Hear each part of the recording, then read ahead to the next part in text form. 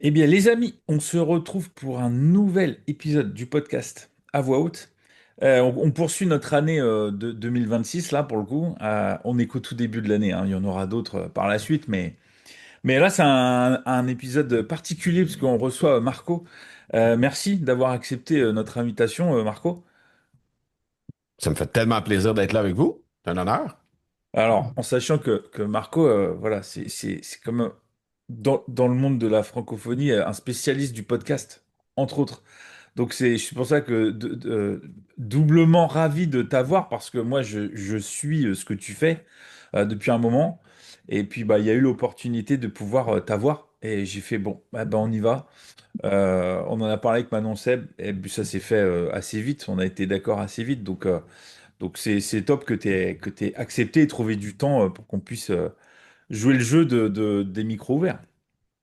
Ben, ça me fait plaisir. Puis, dans le fond, j'espère que vous allez me pardonner mon accent. On l'aime, l'accent Ben oui. québécois.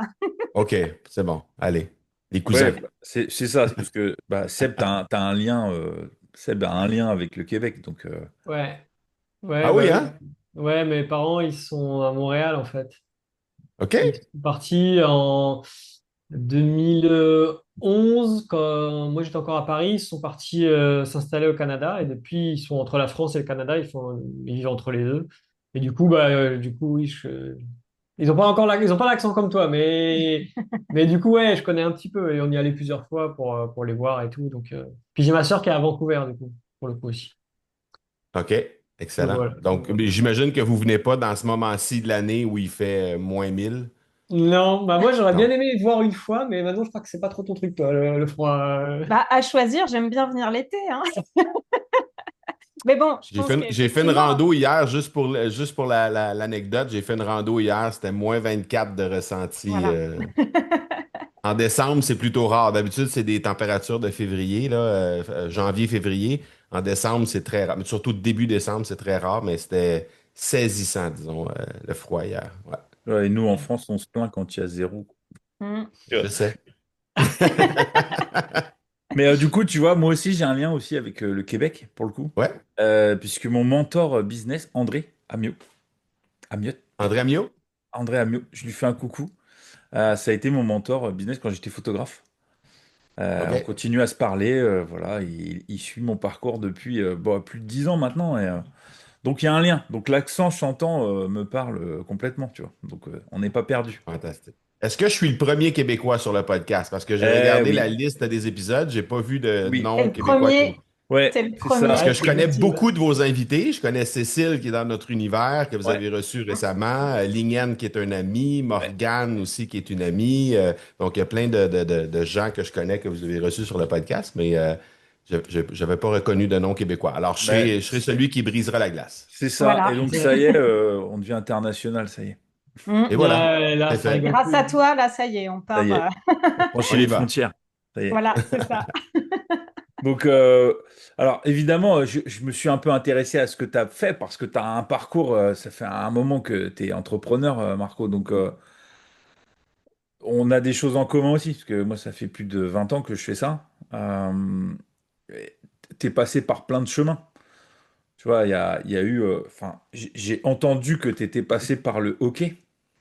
Oui, pendant Et, des années, des décennies même. ouais, Ouais. c'est ça. Et donc, tu vois, moi, je me disais, qu'est-ce que ça t'a apporté là? Parce que tu as eu quand même sport à un niveau assez. Ok, Voilà. professionnel. Ouais, c'est ça. Semi-professionnel, ouais. Ouais. Ouais, Stylé. j'ai été athlète d'abord jusqu'au niveau semi-professionnel, puis ensuite j'ai eu une croisée des chemins. J'avais le choix de poursuivre ma carrière d'hockeyeur ou j'avais une opportunité qui s'était présentée à ce moment-là pour dire je vais commencer à entraîner des équipes et j'ai choisi d'y aller du côté d'être entraîneur. J'ai roulé ma bosse comme entraîneur pendant une bonne douzaine d'années, je dirais, à tous les niveaux, notamment les niveaux semi-professionnels. J'ai été recruteur, j'ai été entraîneur adjoint, j'ai été entraîneur-chef pour plein d'organisations ici au Québec. Et par la suite, encore une fois, il y a eu une croisée des chemins. J'avais l'opportunité d'aller dans notamment en Europe. J'ai eu des offres là, pour aller entraîner des équipes professionnelles en Europe. Ici aussi, des équipes semi-professionnelles. Et finalement, ce que j'ai décidé de faire, c'est d'acquérir une équipe de hockey junior qu'on appelle. Nous ici, c'est des équipes, en fait, c'est des jeunes âgés de 16 à 20 ans. Donc, c'est vraiment juste en dessous du hockey professionnel. Et pour déménager cette équipe-là dans ma ville natale. Et puis, on a roulé cette équipe-là pendant 15 ans. Puis après ça, j'ai vendu le truc. Donc, j'ai été impliqué dans le hockey sur glace, soit à titre de... Ben, si j'exclus le niveau athlète, là, mais au niveau dirigeant, là, soit comme entraîneur, entraîneur adjoint, recruteur. Euh, j'ai été aussi directeur général, j'ai été président d'organisation pendant 25 ans. Wow. Mais du coup, est-ce que t'as encore des restes là de comment tu dois être un peu discipliné quand tu diriges tout ça? Est-ce que t'as encore C'est des sûr restes? qu'au au niveau de la structure, au niveau de... il y a plein d'analogies. Tu sais, les gens qui écoutent mon podcast, ils vont sûrement reconnaître certaines histoires que je raconte parce que c'est sûr que les analogies avec le sport sont faciles à faire quand tu parles de structure, quand tu parles de discipline, quand tu parles de constance, quand tu parles de... Donc, toutes ces choses-là, c'est des choses qui sont assez communes avec le monde du sport. Donc, nécessairement, ça vient teinter un peu comment je fais les choses, comment je crée mon contenu. Mais ça vient, je dirais, là où ça paraît le plus, c'est euh, dans ma façon de diriger l'équipe. Parce qu'on a une équipe maintenant qui, nous aussi, là, quand tu parlais, Julien, un peu plus tôt du fait d'être international, de briser les frontières, ben nous, on a la chance d'avoir une équipe qui est à cheval de chaque côté du lac et de l'autre côté aussi de l'étang, complètement au sud, on a maintenant une branche en Afrique. Donc, on a des membres de l'équipe au Bénin, on a des membres de l'équipe en Belgique, on en a aussi en France, on en a en Suisse, puis on a évidemment des gens ici au Québec. Donc, on a une équipe qui est quand même assez éclectique là, sur le plan géographique à tout le moins et sur le plan culturel aussi. Mais dans ma façon de diriger l'équipe, dans ma façon d'inculquer les valeurs dans l'équipe, il y a beaucoup de valeurs sportives qui sont là, il y a beaucoup de valeurs d'entraide, de famille, de redevance, un membre envers l'autre. Donc, les gens qui travaillent au sein de l'Académie du podcast, là, il n'y a pas beaucoup de place pour le drama puis pour les trucs non dits puis les trucs de ah, je vais parler dans le dos de quelqu'un ou des choses comme ça. Nous, dans le monde du sport, on se dit ce qu'on a à dire, on va secouer le pommier, comme on dit au Québec, là, pendant quelques minutes, puis après, on passe à autre chose, puis on continue d'avancer. Donc, c'est beaucoup comme ça à l'intérieur de l'équipe, là. Mais c'est intéressant de voir ça parce que cette mentalité-là, je souris avec ça parce que c'est la généralité est pas comme ça. Tu vois, c'est une question de culture, hein, je crois, un peu. Culture. Tu veux dire par rapport à ce qui se passe en Europe? Ouais. Je pense que c'est une OK. culture. Ouais. Bah, tu vois, Seb, toi, tu connais un peu la mentalité là-bas. Vous êtes un peu américain dans l'esprit, tu vois.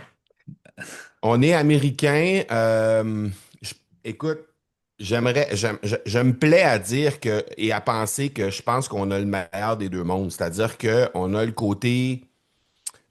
on a le côté go-getter des Américains. On a un but à atteindre, on fait tout ce qu'il faut pour l'atteindre, puis on est en avant, puis on est en action, puis tout ça. Puis je pense qu'on a aussi le côté un peu plus critique des Européens, un peu plus... on commence à avoir de plus en plus la culture de euh, la culture, j'aime pas la chicane, là, mais tu sais, la culture du débat, disons-le comme ça, là, la culture du débat, parce que c'est pas rare que, tu sais, on a des clients dans 27 pays à travers le monde. Donc, moi, j'ai cette chance-là d'assister à des discussions de quelqu'un qui habite en Nouvelle-Calédonie et un Français et un Québécois dans la même discussion. Et on voit tout de suite les différences culturelles, on voit tout de suite comment ça vient teinter, comment les gens interagissent un avec l'autre.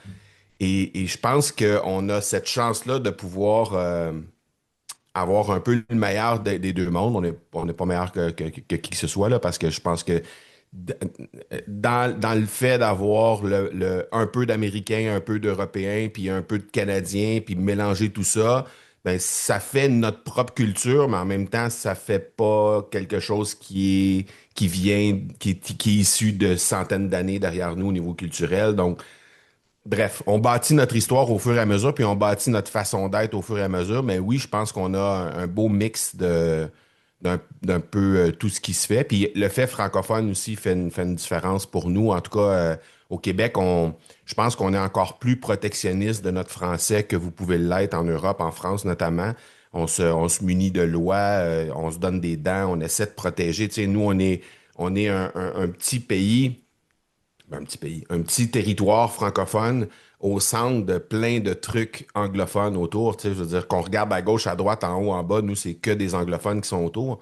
Donc, si on veut être capable de se protéger un peu de ça, ben, c'est pour ça qu'on utilise les mots balado, courriel et choses que et magasinage au lieu de shopping. Donc, tu sais, il y a plein d'exemples comme ça que je pourrais donner que nous, vraiment, on protège beaucoup le français, mais je pense que ça fait partie de la couleur qu'on amène, là, outre l'accent, bien sûr, mais ça fait partie de la couleur qu'on amène dans les discussions et comment on est, en fait.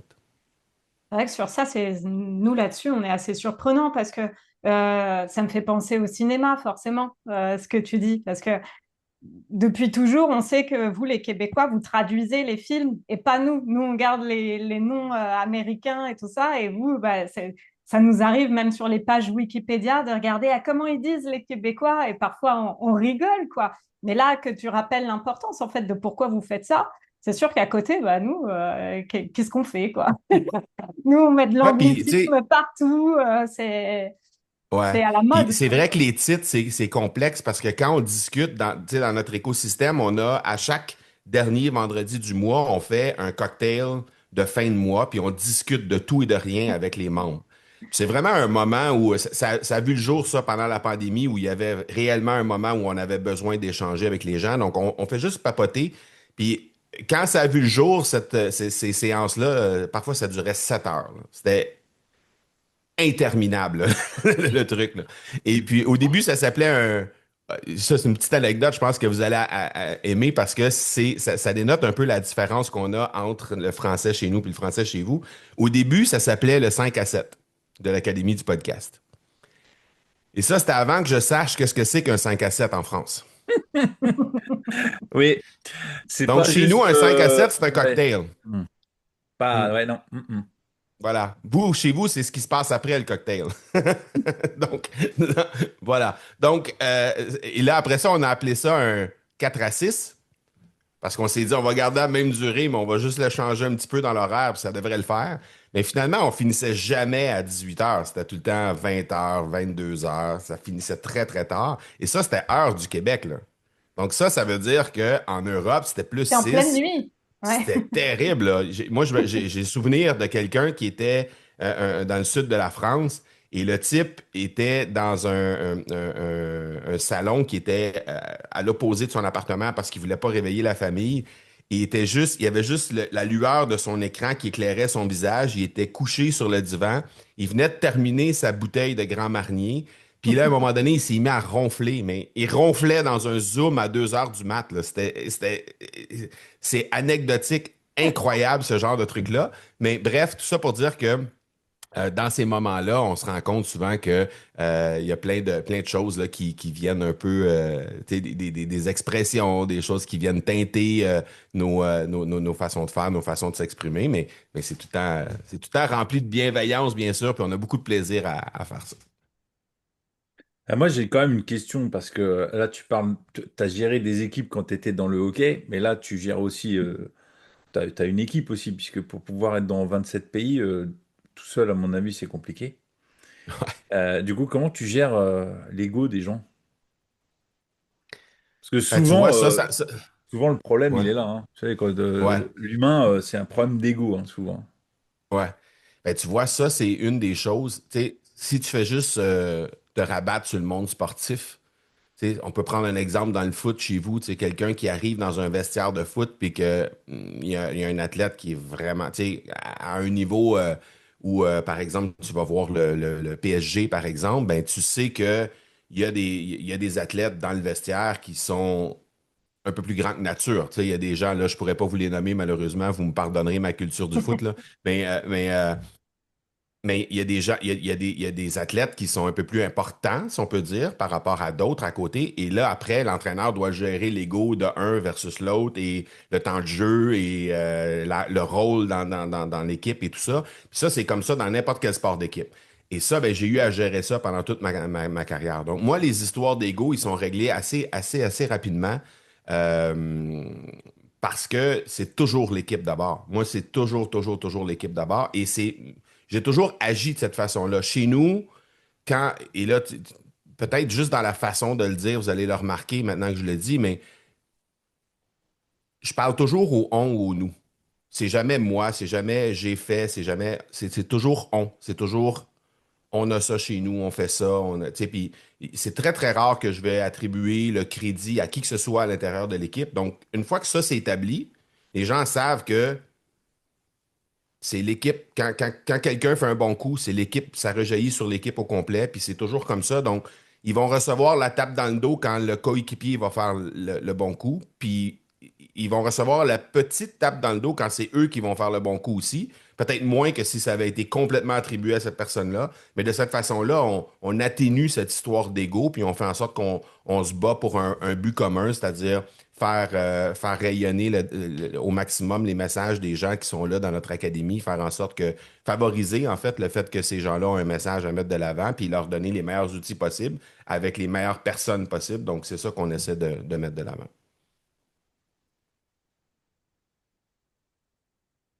Et c'est marrant parce que je sais pas si c'est vraiment comme ça. Quand je réfléchis, j'essaie de me souvenir un petit peu de tout ce que j'ai pu voir de mon côté. Et des fois, ça tend vers ça, mais c'est pas souvent comme ça, hein. Franchement, et moi, je trouve ça bien. En fait, moi, c'est quelque chose qui me parle complètement. Et après, comment tu arrives justement à trouver dans les personnes que tu recrutes cette mentalité-là? Est-ce que tu les mets face à la situation et tu leur expliques comment ça se passe? Ou alors enfin, ils le découvrent d'eux-mêmes ou tu leur expliques en amont? Comment tu fais pour justement jauger ça? Parce que avec des personnalités, je suppose que ça passerait pas, tu vois. Et s'ils voudraient que ce soit, si c'est eux qui ont fait le taf, s'ils voudraient que ce soit eux qui soient mis en valeur, etc. Et inversement, donc je sais pas, ouais. Comment tu fais toi par rapport à C'est ça? intéressant ce que tu dis, Sébastien, parce qu'on est justement en phase de recrutement présentement. On est en train d'agrandir notre équipe parce qu'on est en train d'ouvrir un département. On a déjà ouvert un département complet de production. Donc, maintenant, on produit pour les gens qui ne veulent pas avoir à faire des montages autant vidéo qu'audio. On le faisait déjà, mais à petite échelle. Puis là, ben, on est vraiment en train d'ouvrir plus largement ces choses-là. Puis ce qui est important pour nous, tu sais, très souvent, ces choses-là, ça se ressent dans l'énergie de la personne. Et nous, quand on fait un processus d'entrevue, on demande aux gens de faire des recherches sur notre équipe, puis on leur donne suffisamment d'informations sur comment on fait les choses pour qu'ils sentent déjà que quand ils sont chez nous, ben, ils font partie d'un tout et c'est pas, ils sont pas ils seront jamais la vedette du truc. Comme moi, je suis pas la vedette non plus. Il y a personne qui est une vedette dans notre équipe. C'est vraiment, on travaille pour un but commun, puis on essaie de mettre la mission toujours de l'avant. Donc, on leur donne juste suffisamment d'informations pour qu'ils comprennent qu'ils font partie de ce groupe-là. Puis après, on voit quel genre d'informations ils sont capables d'aller chercher un peu partout, parce que de l'information, pour trouver de l'information sur l'Académie du podcast, là, je veux dire, quelqu'un qui est juste le moins. En fait, non, même, j'allais dire quelqu'un qui est juste le moindrement débrouillard, mais c'est même pas ça. C'est juste quelqu'un qui a accès à Internet va être capable de trouver n'importe quoi qui va être capable tu sais, pour avoir de l'information sur nous.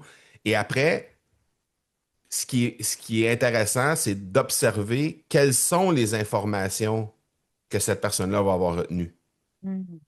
Qu'est-ce qui va avoir été les informations importantes pour elle à amener dans l'entrevue? Puis une fois on voit ça, ben c'est très rare qu'on se trompe. Honnêtement, là, tu sais, si je regarde là, historiquement dans les embauches qu'on a eues, tu sais, il y a eu quand même un certain roulement, pas un certain roulement, mais un peu de roulement, comme dans n'importe quelle entreprise.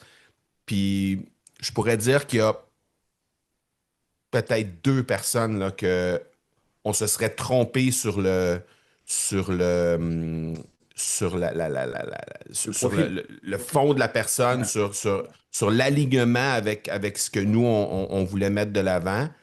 Et d'où ça vient, ça? C'est souvent des personnes qui réussissent à bien se vendre. Donc, les bons parleurs, les gens qui entrent avec plein de confiance, puis voici, blabla, blabla, puis on les voit partir avec les trucs. Maintenant, on a une sonnette d'alarme. Je dis pas que c'est mauvais, là. Je veux juste dire que quand on voit ça dans l'entrevue, on fait « Oh, oh! » On va juste aller gratter un peu plus loin pour s'assurer qu'on n'est pas en face d'un beau parleur ou d'une belle parleur, whatever, comment on peut dire ça au féminin, mais peu importe.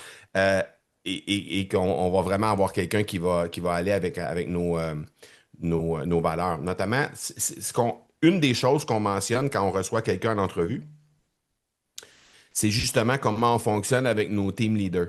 Nos team leaders chez nous, des team leaders dans n'importe quelle entreprise sur le web, là, des entreprises avec une communauté, des choses comme ça. Tu sais, vous connaissez peut-être Mélissa Normandin-Roberge avec ses paillettes, Martin Latulippe avec son Académie Zéro Limite, donc tout ça. Ils ont tous à peu près le même type de team leader que nous, on va avoir à l'Académie du podcast. Chez nous, là, les team leaders s'appellent des capitaines. Pourquoi? Parce que ça vient du monde Oh. sportif. Mm. Mais je le mentionne pas, je fais juste leur dire, chez nous, on a des capitaines, on a 4 capitaines qui dirigent les gens et qui s'assurent de leur donner le plus de support possible, qui sont aussi une oreille attentive. Exactement le même rôle qu'un capitaine dans une équipe sportive.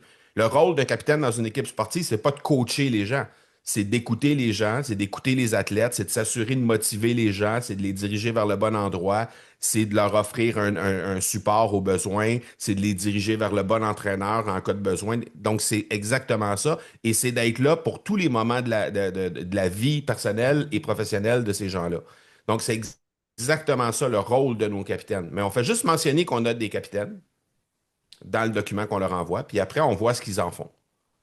Puis là, ben, souvent, on va avoir un retour, puis on va voir si ces gens-là, ils vont cadrer dans ce que nous, on va avoir comme culture qui va se mettre de l'avant ensuite. Mais toi, du coup, par rapport à ça, parce que là me vient le sujet de la délégation. Tu sais, c'est comment, toi qui mènes la barque, en fait, puisque quand tu as été dirigeant d'équipe, ou même là, équipe de hockey, où là, ton business, t'es au sommet de la pyramide, on va dire. C'est du coup, c'est quoi ton état d'esprit là pour dire, OK, je peux pas tout faire tout seul, il va falloir que je délègue, mais que tu acceptes aussi que, tu vois, que les autres fassent à ta place, en fait. Et qu'ils le Hmm. fassent à leur vitesse et à leur rythme, et que tu lâches prise, en fait. Le fameux lâcher prise de Ouais. la délégation. Ce qui, Ça, c'est un truc en continuel apprentissage et perfectionnement pour moi, même si j'ai dirigé des tonnes de personnes dans ma vie. J'ai eu 22 entreprises, là, notamment l'entreprise familiale où il y avait 150 personnes à un certain moment. Donc, on était dans la confection de vêtements. Donc, on était vraiment dans de la production physique, là. Donc, tu sais, il y a eu plein, plein, plein de moments où j'ai eu des entreprises où j'étais seul, des entreprises de toute petite équipe, plus gros, moyenne équipe, grande équipe. Donc, tout ça, c'est venu comme un peu former mon expérience autour de ça. Et plus récemment, ce que j'ai justement pris une formation en gestion. Puis il y a une des choses que j'ai découvertes là-dedans qui est vraiment exceptionnelle à mon avis et qui permet de pouvoir aligner le mieux possible les choses, toujours en étant bien campé sur la mission et la vision de l'entreprise. C'est la règle du 10-90. Donc, 10%, c'est on va établir dans le premier 10% la vision du projet. On va surtout définir qu'est-ce que ça va être la définition de ce projet-là est terminé. Parce que si on ne détermine pas où le projet doit se rendre puis comment il doit être livré, donc tu sais, tantôt tu mentionnais, Julien, à leur vitesse, tu sais, faire le projet, mais à leur vitesse.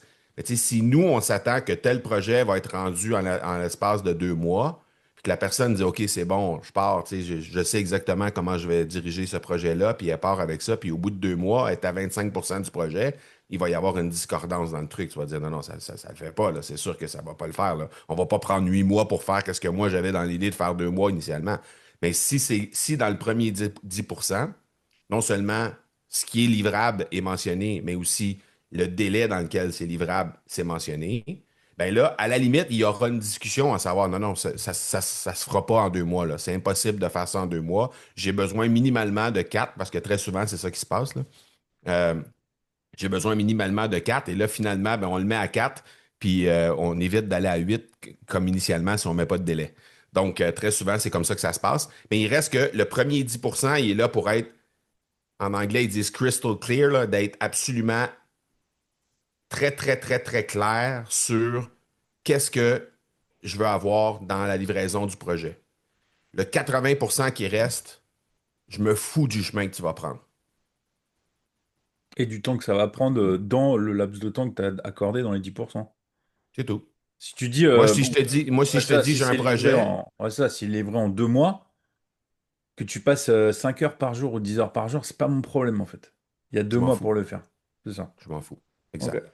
Et après, ben, il peut y avoir des jalons, il peut y avoir, tu sais, il peut y avoir plein de trucs là, par rapport à ça, mais surtout sur les projets d'envergure. C'est comme là, par exemple, on est en train de développer notre équipe. Donc, développer l'équipe, ça veut quoi? Ça veut dire quoi? Ça veut dire déjà au départ faire les recrutements, puis après ça, avoir un processus de recrutement, processus de formation, après ça, intégration dans l'équipe, après ça, être capable d'avoir les clients qui vont aller avec ça pour être capable de, par la suite, de faire rouler tout ça. Donc, ça, ce déploiement-là, ben, on est en train de former le premier 10% de ça, parce que là, on a déjà des membres dans l'équipe, mais on n'a pas encore tout jeté les pierres pour faire le déploiement de cette équipe-là.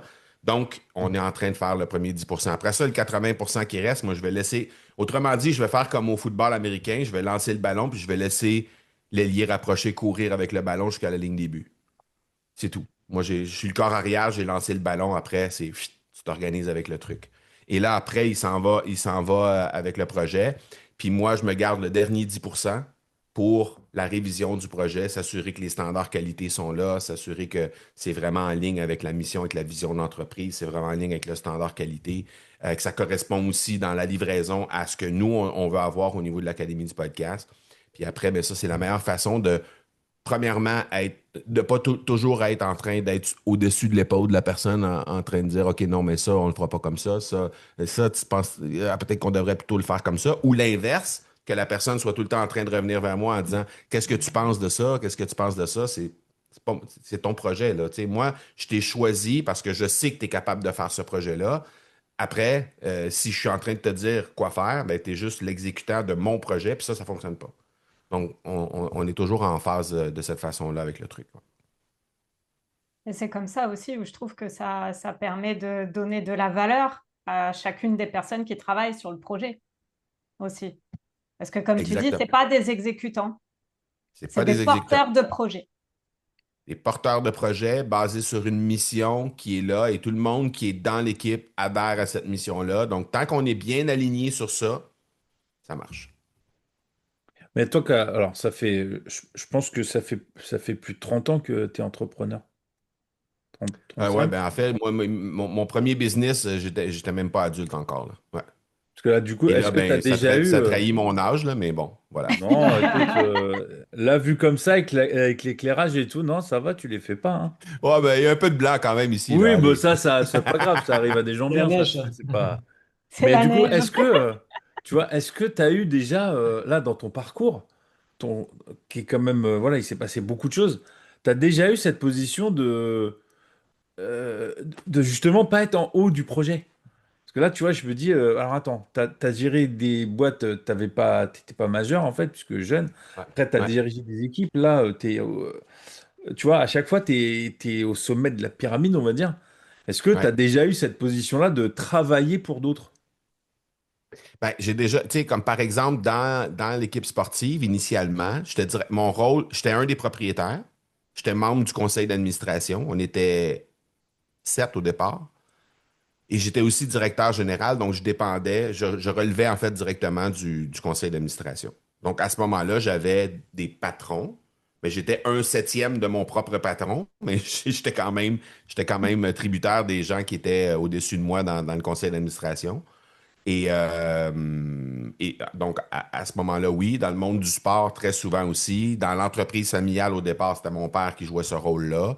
Dans le monde du sport, dans les niveaux les plus hauts, au niveau semi-professionnel, j'ai été aussi entraîneur adjoint. Donc, je devais autrement dit, dealer avec l'entraîneur-chef puis avec les choses qu'il me demandait. Mais ça, c'est un des endroits où j'ai réalisé à quel point cette façon de faire-là était quelque chose de très valorisant. Si on a 2 minutes, je vais vous raconter l'histoire quand j'étais dans l'équipe semi-professionnelle. Je venais d'être embauché. Ironiquement, j'ai été embauché par l'entraîneur qui ne se rappelait pas, qui était celui qui m'avait congédié comme joueur à l'époque. Donc, il m'avait congédié à l'âge de 16 ans. Puis là, j'étais rendu à l'âge de 24, 25 ans. Donc là, évidemment, il se rappelait de moi parce que j'ai quand même passé 5, 6 mois sous sa gouverne en tant que joueur, mais il ne se rappelait pas qu'il m'avait retranché pour faire la place à un autre joueur rendu à peu près à ce temps-ci de l'année, là, un peu plus tard, le début de l'année suivante. Donc la saison de hockey, c'est de août à avril à peu près. Donc au mois de janvier. Et, euh, et donc, je l'informe de ça, puis là, il est tout surpris de ça, mais finalement, il réussit à me faire une place. Puis là, je commence à être entraîneur dans cette équipe-là. Beaucoup de plaisir. C'est un gars qui est quand même assez directif. On avait une équipe qui était supposée d'être aux avant-postes, donc qui était très sur les dents, sur la façon de faire. Il y avait beaucoup de pression de la part du management de l'équipe parce normalement, on était pressenti pour être les favoris au championnat. Et à un moment donné, pendant la saison, il est arrivé des erreurs de certains joueurs sur la glace, puis ça m'a tombé sur le dos. Donc, ça a été comme si c'était moi qui avais fait l'erreur d'envoyer les mauvais joueurs sur la glace, mais finalement, c'était pas ça. Et là, il a dû me prendre et me mettre sur la galerie de presse. Et je suis devenu l'entraîneur de la galerie de presse en lien avec les entraîneurs derrière le banc. Donc, ça a été comme une démotion, si on peut dire. Et ça, c'est arrivé juste avant Noël. Et dans un voyage dans les provinces maritimes, nous au Québec, dans le fond, dans la Ligue du Québec, on a aussi des équipes dans la Ligue des provinces maritimes. Et là, ben, on a des voyages de 22 heures d'autobus qu'on va se promener pour faire quatre équipes dans ce coin-là. On perd les 4 matchs et au retour, ben, ce type-là qui m'avait embauché se fait congédier.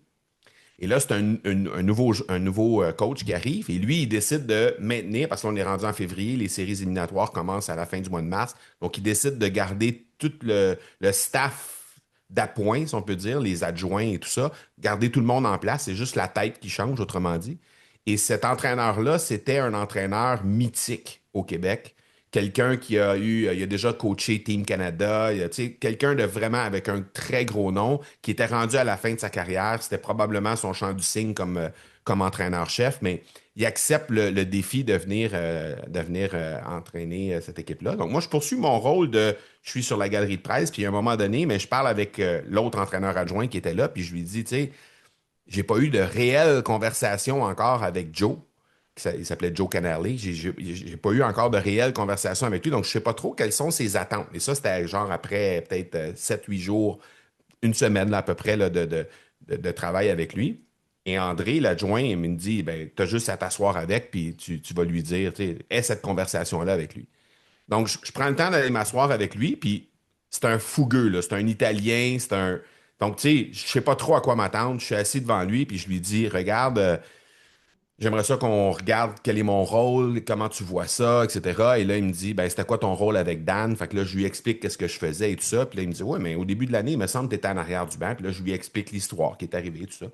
Et là, il me dit, non, il dit, moi, il dit, je veux pas que tu sois derrière le banc. Il dit, moi, je veux que tu viennes en arrière du banc. Je veux que tu fasses ça, ça, ça. Tu vas être en charge de tel truc, tel truc, tel truc, tel truc. Et là, soudainement, de quelqu'un qui est assis sur la galerie de presse qui a à peu près pas de responsabilité, je deviens en charge du désavantage numérique, des mises en jeu, des défenseurs. Je suis en charge d'un un paquet de trucs derrière le banc. Et là, je dis, ouais, mais le directeur général, c'est lui qui a demandé que j'aille dans les estrades un peu plus tôt cette saison. Il dit, laisse faire ça, je vais m'organiser avec. Donc, tout ça pour dire que la communication et comment moi je me suis senti à travers ça, après avoir eu cette discussion-là, j'ai eu vraiment, tu sais, tout a ouvert avec cette personne-là. Je savais que je pouvais tout lui dire.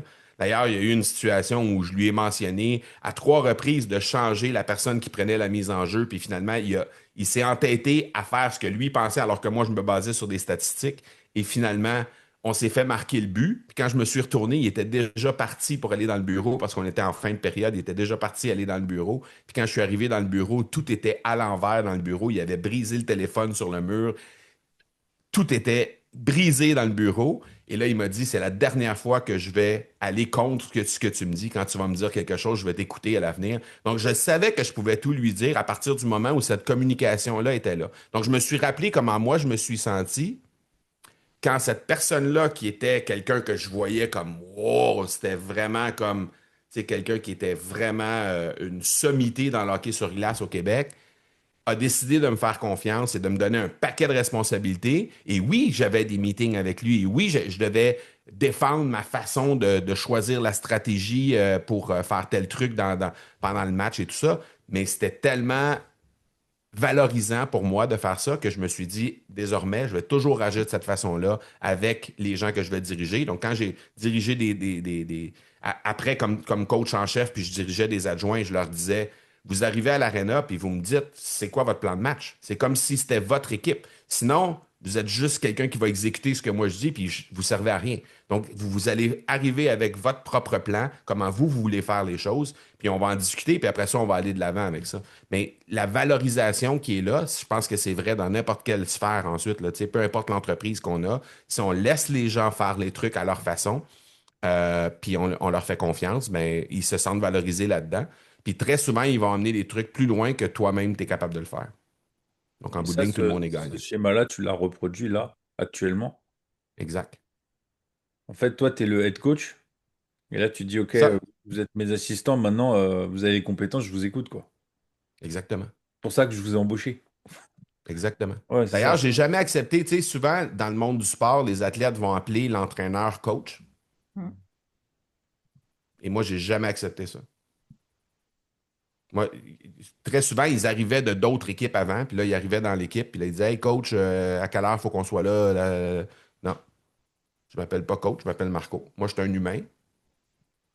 On s'appelle, moi, je t'appelle par ton nom, je t'appelle pas joueur. Toi, tu m'appelles pas coach, tu m'appelles Marco.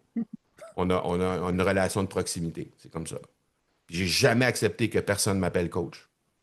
Et c'est une de ces raisons-là, parce que je veux avoir cette relation de proximité, que ce soit avec les clients, avec les gens qui sont dans l'équipe, peu importe, j'ai toujours désiré d'avoir ça. Tu sais, c'est marrant, ça, comme approche, tu vois.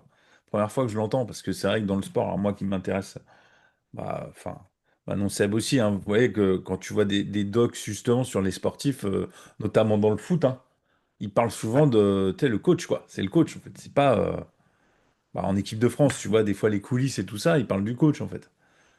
Tu vois. Donc, c'est la première fois que je l'entends, ça, tu vois. Que toi, t'as. Ok, c'est ma fonction, mais je veux pas qu'on me détermine par ma fonction, en fait. exact. Parce qu'on n'y arrivera pas de toute façon. Si vous, vous ne faites pas ce que vous voulez faire, puis on ne fait pas un ensemble, on n'y arrivera pas. Donc, on va s'entendre sur la direction qu'on va prendre. C'est sûr que c'est moi qui va prendre la décision à la fin, mais vous allez avoir droit au chapitre. On va s'en parler ensemble. Si vous n'êtes pas d'accord, vous allez me dire pourquoi. Je vais vous expliquer mon point. Puis à la fin, si j'ai à trancher, je vais trancher, puis vous allez devoir vous soumettre. Sauf que c'est sûr et certain que vous allez avoir droit au chapitre, puis très souvent, je vais changer d'orientation, ou je vais tu sais, glisser un peu certaines choses ou trouver une façon différente de présenter mes choses pour parvenir à mes buts, mais en respectant ce que les gens pensent autour de moi par rapport à cette situation précise-là. Dans le monde du sport, c'était ça régulièrement, là. Ça m'a fait bizarre d'entendre tout ce que tu as dit là, parce que ça m'a rappelé quand je travaillais, avant d'être entrepreneuse, je travaillais dans la fonction publique française, et c'est complètement l'inverse de ce que tu décris. Et du Mhm, coup, je me suis rendu compte, au travers de ton discours, à quel point nous, en tant qu'agents, donc quand je dis nous, c'est avec mes collègues à l'époque, on était déresponsabilisés et on était vraiment purement des exécutantes. On n'avait même pas notre mot à dire sur ce qu'on faisait. Et du coup, je me suis rendu compte à quel point ça, ça, ça a fait que ça nous retire de la confiance en nous et en nos capacités. Et donc Mhm. là, quand je t'entends parler et que je vois finalement la confiance que tu accordes avec les personnes avec qui tu travailles et du coup la responsabilité que tu leur donnes, j'ai vu que j'avais encore un petit trauma parce que d'entendre ça, je me suis dit, ah mais en fait, moi, ça me ferait peur. Et en même temps, ça fait peur, mais ça appelle parce que qu'est-ce qui fait que maintenant je suis entrepreneuse? C'est parce que cette situation que j'avais avant, je ne la supportais plus. Et si tu regardes toutes mes anciennes collègues, on est toutes parties. Donc effectivement, Mm. c'était défaillant. C'était défaillant et donc l'équipe a explosé en fait. Donc Ben, ça, désolé de voir, Manon, que je vais te diriger vers une thérapie. Je suis désolé d'apprendre ça aujourd'hui. Mais tu sais, Manon, c'est tellement vrai ce que tu dis parce que, tu sais, quand on regarde la façon de diriger les gens, un dirigeant tu sais, si je regarde, par exemple, l'entreprise familiale que j'ai opérée pendant des années avec mon père et mon frère, là, j'ai vendu mes parts au début de l'année 2025, mais mais cette entreprise-là, c'est une entreprise de confection de vêtements. OK? Donc, on sait ce qui est arrivé dans le monde. C'est arrivé chez vous, c'est arrivé chez nous dans les années 80, début des années 90. Il y a eu le Mexique qui est arrivé sur le marché. Là. Tous les vêtements venaient du Mexique. Après ça, 4-5 ans plus tard, ça venait de la Chine. Après ça, c'est arrivé pour tous les pays d'Asie autour. Puis là, maintenant, la Chine, évidemment, sont plus de la course parce qu'ils sont rendus avec des salaires trop élevés. Mais bref, tout ça pour dire que nous, chez nous, au Canada, en l'espace de 3 ans, on est passé de 88 000 personnes qui travaillaient dans le monde de la confection de vêtements à moins de 15 000 en l'espace de 3 ans. hmm. Donc, ce marché-là s'est effondré littéralement en l'espace de 3 ans. Juste parce qu'il y a eu le Mexique et tout de suite après, la Chine qui est arrivée dans le truc, ça s'est effondré littéralement. Qu'est-ce qui fait que chez nous, dans notre entreprise, il n'y avait pas de roulement, puis que les gens ne quittaient pas? C'est la façon dont on dirigeait les gens.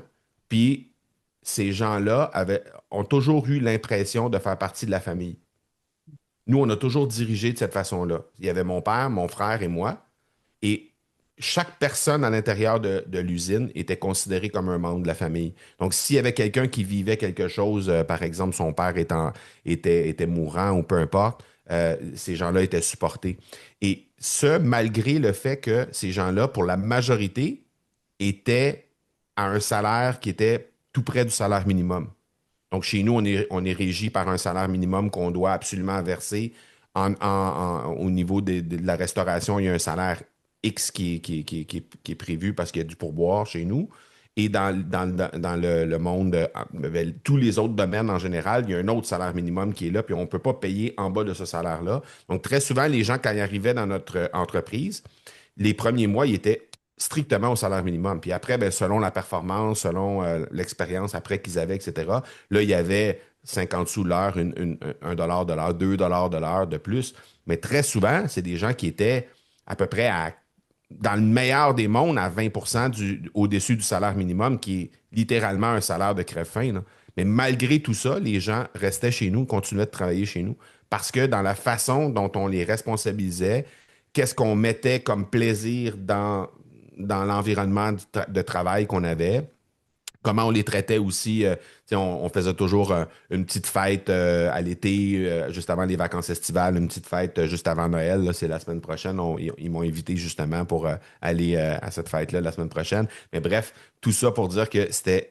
À chaque année, c'était ça. À chaque fois que c'est la fête de quelqu'un, on va chercher une douzaine de beignets qu'on apporte, juste pour dire on souligne l'anniversaire de cette personne-là. Tu sais, juste des petites attentions comme ça qui fait en sorte qu'on prend le temps de connecter avec ces gens-là quand même. Et ça fait la différence. Ces gens-là, il y a des gens dans cette entreprise-là, il y a des gens qui sont là depuis 30 ans et qui restent encore là, malgré le fait qu'ils sont presque au salaire minimum. Donc, c'est pas, c'est pas le salaire qui fait la différence très souvent. C'est beaucoup en lien avec comment la personne se sent dans son environnement de travail, quel est quel est le niveau de responsabilité, comment cette personne-là s'accomplit dans le travail aussi, comment elle sent qu'elle fait partie de quelque chose qui est là vraiment pour développer, puis comment elle est aussi dans un environnement qui est stimulant et qui est plaisant avec ses confrères, ses collègues de travail. Donc tout ça, ça vient entrer en ligne de compte dans le fait de, là, tu disais tantôt, mes collègues de travail sont tous partis, tu sais, ils ont tous quitté. Ben, Et c'est on sûr, avait tout un très bon salaire, mais comme tu dis, le exact. salaire, ça suffit pas. Ça n'a rien à Dans voir, ces cas-là, exactement. non, non, ça Ouais, n'a rien à voir. exact, Mm. exact. Mais c'est une réflexion que je me fais en ce moment, parce que moi, j'ai commencé tout seul dans mon salon, puis après, j'ai eu des équipes. Donc, il y a eu tout ça. C'est vrai que là, pendant que je t'entends parler, Marco, moi, c'est vrai que dans mes boutiques, l'aventure, elle a duré 5 ans. J'ai changé une fois. Il y en a une seule qui est partie au moment du Covid en 2020 et que j'ai Mhm, remplacée. Sinon, il y en a une qui était là depuis le début, qui a été là toute la période, et une qui a fait le remplacement et qui est restée aussi jusqu'au bout. Donc, alors je dis pas que c'était simple tous les jours, parce que forcément, quand tu es salarié, t'as pas le même état d'esprit que chef d'entreprise. Tu sais, ils pensent que quand t'es pas dans la boutique, tu gagnes des millions, alors que souvent, c'était plutôt les salaires en premier. Mais tu parlais de, tu vois, je fais le lien aussi avec là, le coach qui prend ses responsabilités, tu vois. À un moment, il y avait ça aussi, se dire, OK, je dirige la boîte, vous êtes mes salariés, tout ça, mais quand il y a un conflit avec des clients, c'est arrivé peu de fois, mais c'est arrivé, à un moment donné, tu les laisses pas en fait en galère. C'est que là, tu prends tes responsabilités, et c'est ça qui fait que elles se disent, OK, OK, il est là quand il y a un problème, quand ça va, il est là, quand ça va pas, il est là aussi, tu vois. Le fait de mm, prendre ses responsabilités, de dire, bon, bah je m'en charge. Bon, bah là, faut être prêt, quoi. Même si c'est pas plaisant, tu dis, bah en fait, c'est le jeu de prendre ses responsabilités. Bon, ça permet quand même d'adoucir après la discussion quand tu as besoin de demander quelque chose, un service et tout ça. Bon, tu leur rappelles que quand c'était compliqué, tu étais là. Parce que mm, il y a cet état d'esprit-là qui est encore très, très ancré. Le salariat en France, c'est une vraie case dans laquelle les gens restent, même quand ils se lancent, tu vois. Là, j'étais en discussion avec une fille qui s'est lancée il y a un an. Elle s'est associée avec quelqu'un qui avait quasiment plus de 15 ans d'expérience dans le même domaine. Et en fait, là, quand tu discutes avec elle, elle se met, tu sais, dans la position en dessous. Genre, je suis encore salarié. Je lui dis, mais attends, t'es associé à part égale. Donc, en fait, c'est autant ta boîte que l'autre. Et elle me dit, oui, mais elle a plus d'expérience. Donc, elle se met, tu sais.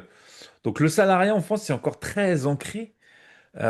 Et justement, tu vois, Manon, je rebondis sur tous les sujets là qu'on aborde, mais prendre ses responsabilités, il y en a beaucoup qui les prennent pas, même quand ils sont salariés. C'est qu'à un moment donné, ils se disent, c'est pas mon problème en fait, parce que voilà, mon salaire va tomber. Après, heureusement, enfin, moi je vois ma femme, elle est hyper engagée dans son travail. Je dis, mais elle travaille dans un hôpital. Je dis, c'est pas ton hôpital en fait. T'es pas directrice de l'hôpital. Mais c'est ouais. comme ça. C'est sa façon de faire. Donc, le fait de montrer un peu l'exemple, parce que je reviens à ça, là, tu vois, c'est aussi comme ça que tu arrives à emmener des gens dans tes projets. Mm, C'est de dire, bon, bah, de dire quand c'est bien. Parce que souvent, c'est t'entends quand ça va pas. Moi, toutes mes expériences salariées, t'entendais que quand ça allait pas.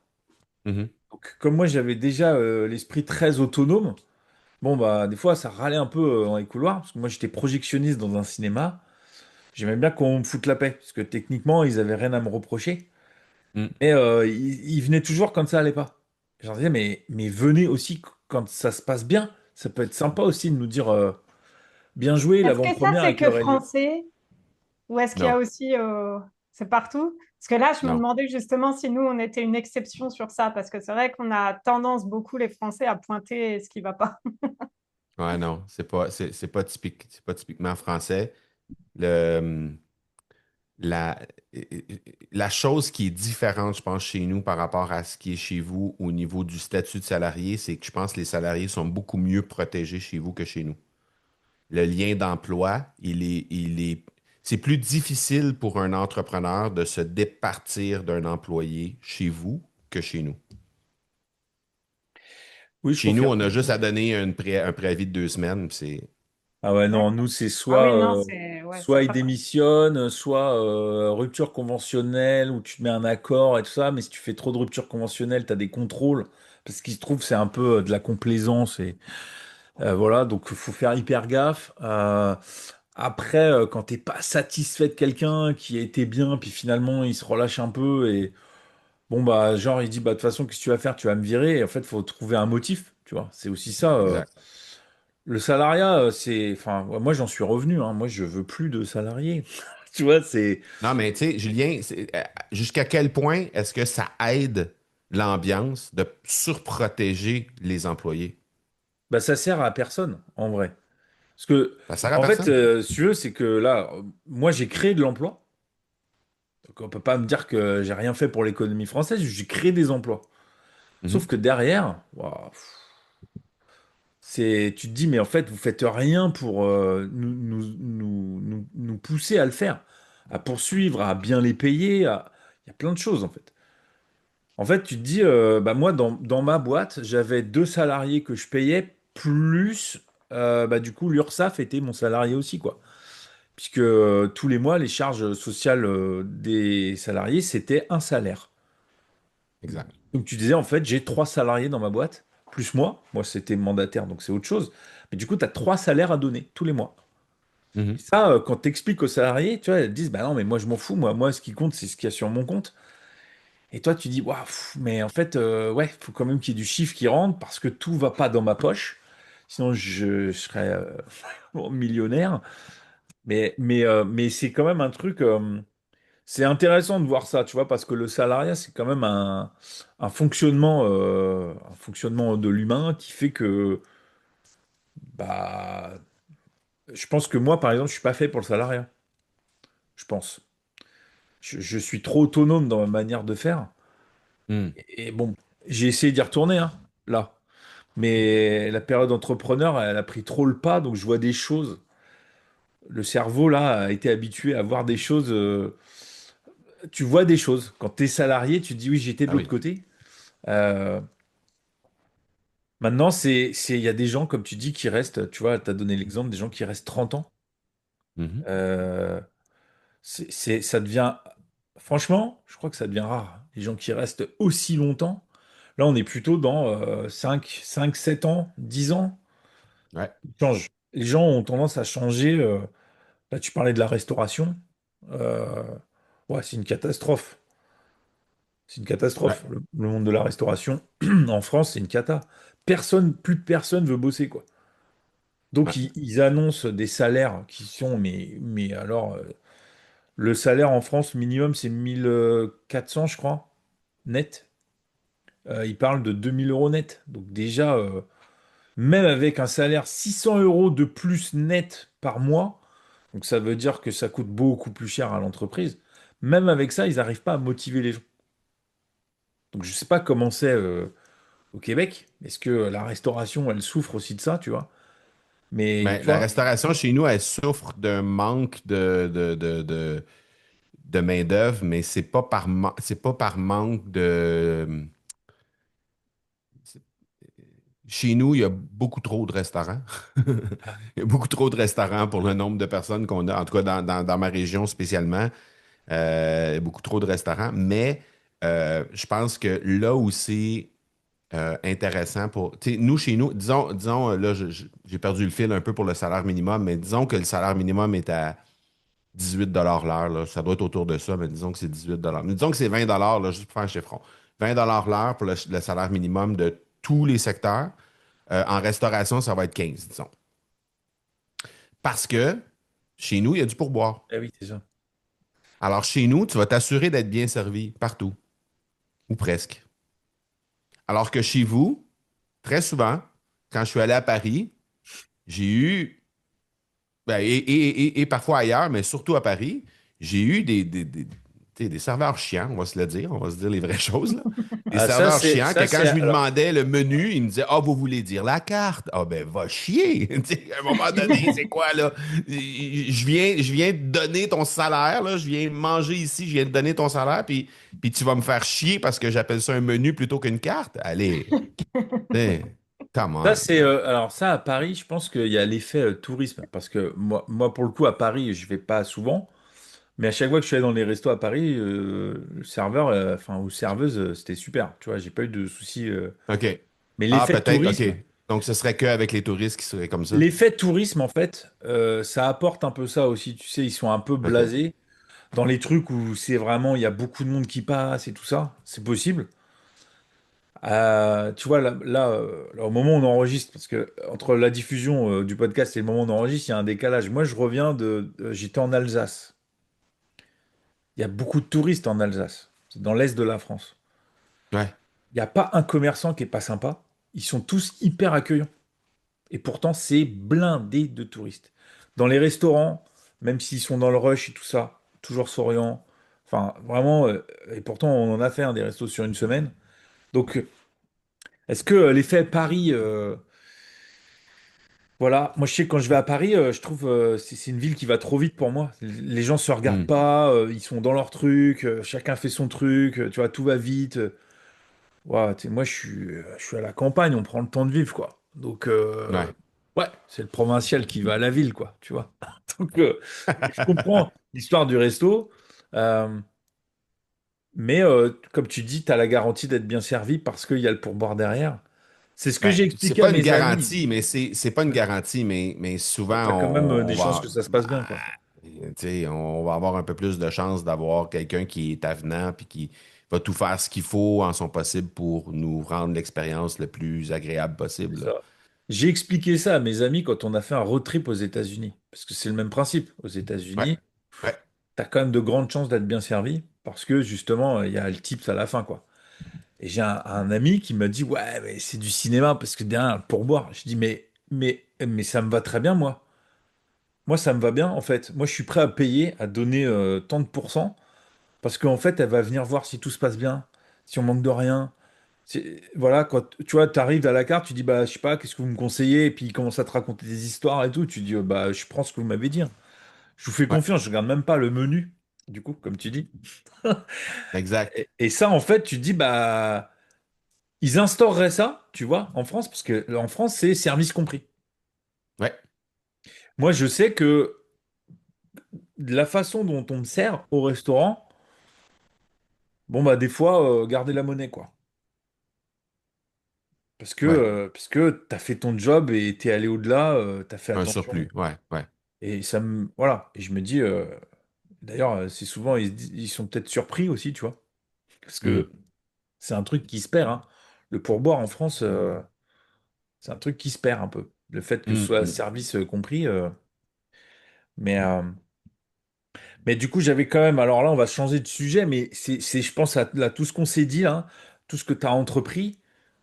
Du coup, comment tu trouves là, dans ta vie perso, l'équilibre? Parce qu'à un moment, quand tu entreprends et que ça prend du temps pour Ouais. développer les business ou même quand tu étais coach et dans le hockey, tout ça, c'est un moment. Comment tu arrives à équilibrer tout ça et que tu vois, il y a la place pour la vie perso, quoi. Ouais. Et je pensais à ça parce que moi, je voulais te demander, pour avoir une petite idée, c'est de ta semaine, en fait, de ta semaine un peu type. Donc, je pense que ça peut aller dans la C'est même ça, c'est question. Moi, j'avais deux comment... autres questions. Oula, oula, bon, Mais ça, dans le c'était même par sujet? rapport à avant, moi. Bon, alors attends, mais c'est déjà, Allez-y. mélange pas tout. Alors Allez-y. attends, Seb, si c'est pour le avant, pose-la là, parce qu'après on va parler de ça, justement. Ouais, c'est assez rapide, mais par rapport à ce que tu disais, par rapport à tes équipes, que du coup, que tout le monde était valorisé en tant qu'équipe, etc. J'avais deux questions. Ma première, c'est au niveau du coup des salaires. Est-ce que c'est du salaire global du coup pour tout le monde, même peu importe les. Parce qu'il y en a qui vont dire, moi, du coup, c'est un peu grâce à moi, on va dire. J'ai travaillé beaucoup plus pour pouvoir porter ce projet-là, etc. Est-ce que c'est toute l'équipe qui est valorisée aussi au niveau du salaire exactement la même chose? Est-ce que il y en a qu'en fonction de ceux qui travaillent, il y en a qui sont payés plus? C'est ma première question.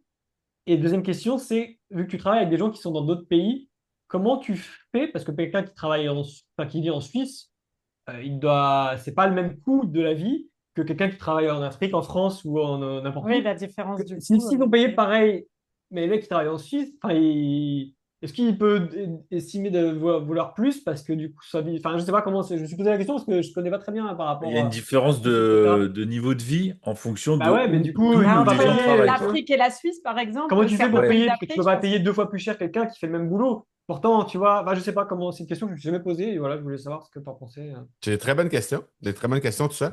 L'Afrique, c'est relativement nouveau. Évidemment, ce qu'on fait, c'est qu'on fait une échelle salariale spécifique pour Ok. pour les raisons que vous avez nommées. Mais Mais, mais par contre, ce qu'il va y avoir, c'est qu'en Afrique, les chefs d'équipe vont recevoir plus que les membres de l'équipe. Et bon, ça va aller. Et le reste, les membres de l'équipe, ben, ils vont recevoir tous la même chose en fonction du nombre d'heures qu'ils vont faire. Donc ça va le faire. Pour le reste, pour tu sais, ce que tu dis par rapport au rôle des personnes versus l'endroit où ils demeurent, comme tu disais, l'exemple de la Suisse, où ça coûte beaucoup plus cher vivre qu'en Belgique, par exemple, ou en France. Euh, on ramène ça à notre discussion initiale de la mission puis de la vision. C'est-à-dire, la personne, si elle est alignée sur ça, elle s'en fout bien. Là, tu sais, je veux dire, à la limite, là, ces gens-là sont presque bénévoles là, chez moi. Là. Tu sais, considérant le coût de la vie en Suisse, là, c'est des gens qui travaillent presque bénévolement pour moi. Donc, c'est pas, ils le font pas pour ça. Ils le font parce qu'ils sont animés par la mission, par la vision derrière. Et moi, ben, je dois respecter la capacité de payer de l'Académie du podcast aussi par rapport à ça. Puis après, tu sais, je me fais toujours dire que je suis trop généreux par mon comptable. Ça, c'est complètement un autre débat. Mais oui, c'est ça. Fait qu'après, on réussit à le faire comme ça. Autre distinction que je ferais par rapport à ce qu'on dit là, c'est que ces gens-là, c'est pas des salariés, c'est des prestataires. Donc, c'est des gens que je paie à forfait, autant en Afrique que ceux en Europe. Les gens qui sont, même les gens qui sont ici au Québec, j'ai des prestataires et j'ai des salariés mélangés. Là. J'ai pas que des salariés. Ok.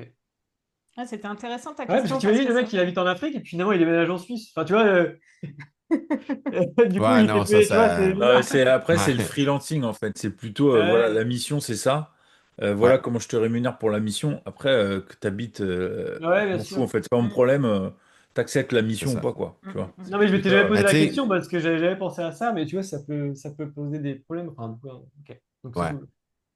Mais Top. tu sais, c'est quand il y a une vague présentement de trouver des personnes qui sont des travailleurs, des membres, des équipiers de qualité en Afrique du Nord. Il y en a de plus en plus. Donc, peu importe dans quel pays ça se passe, on a vraiment il y a vraiment des beaux talents à recruter dans ces pays-là. Et nous, on a choisi de faire ça. Euh, pour plein de raisons. Premièrement, c'est beaucoup plus facile de recruter des talents égaux là-bas qu'ici. Ici, tout le monde se bat pour la même personne parce que c'est plutôt rare, soit les gens qui sont disponibles ou les gens qui sont vraiment talentueux qui sont disponibles. Alors que là-bas, ben, c'est plutôt fréquent. Donc, on est capable de débaucher des gens qui sont peut-être salariés au moment où on se parle, mais de les avoir chez nous en freelance, puis de pouvoir les payer euh, peut-être 20% de ce qu'on paierait pour à talent égal, quelqu'un en France ou quelqu'un ici au Québec. Donc, tout le monde est gagnant parce qu'eux, ils reçoivent un salaire qui est nettement supérieur à ce qu'ils recevraient là-bas. Puis nous, ben, c'est la même chose. On paie nettement inférieur de ce qu'on devrait payer pour quelqu'un ici. Donc, tout le monde est content en bout de ligne. Est-ce que ça va faire les 20 prochaines années? Je pense pas. C'est comme n'importe quoi. C'est comme quand le Mexique est arrivé dans le domaine du vêtement, puis comme la Chine, puis ensuite les autres pays, le Honduras et tout ça, qui sont arrivés. Ça va faire exactement la même chose. Au début, quand la Chine est arrivée dans le monde du vêtement, ils gagnaient 10 sous de l'heure, les gens. Donc, on ne pouvait pas se battre avec ça là, au Canada. Là. Nous, à l'époque, on payait les gens à 7 ou 8 dollars de l'heure. Donc, on ne pouvait pas se battre avec quelqu'un qui gagne 10 sous de l'heure. Puis après ça, c'est devenu 25 sous de l'heure. Puis là, ça a fait quasiment une révolution en Chine parce qu'ils disaient, ben voyons, on a comme fait 2,5 fois le salaire minimum, le salaire horaire moyen des gens. Donc, ça faisait pas de sens, mais il était quand même encore 30 fois moins cher que ce que nous, ça gagnait chez nous. Là. Donc, bref, tout ça pour dire que ça va pas durer 20 ans, mais le temps que ça va durer, ça va permettre de bâtir des équipes qui vont être vraiment solides. Et, ben, encore une fois, amener les gens à croire dans la mission, amener les gens à croire dans la vision. Puis le jour où ils vont se faire approcher peut-être avec un 20% ou un 50% supplémentaire sur un salaire, ils vont y penser à deux fois parce que peut-être que, tu sais, changer d'équipe, changer de rôle. Tu l'as dit, Manon, un peu plus tôt, tu sais, quand tu étais agente, tu as décidé de changer de rôle, de devenir entrepreneur ou peut-être que tu as passé par le salariat, par un autre rôle avant, mais il reste que tu savais pour sûr ce que tu quittais, mais tu ne savais pas ce que tu allais avoir après. Ça, tu vas toujours. Tu sais, c'est comme quand on fait un échange dans le sport, là, on envoie un athlète dans l'autre équipe, puis on reçoit un athlète de l'autre équipe. Nous, ce qu'on reçoit, C'est toujours le beau côté de l'athlète parce que nous, on pense que cet athlète-là va servir mieux l'athlète qu'on envoie dans l'autre équipe. Donc, on voit juste les beaux côtés.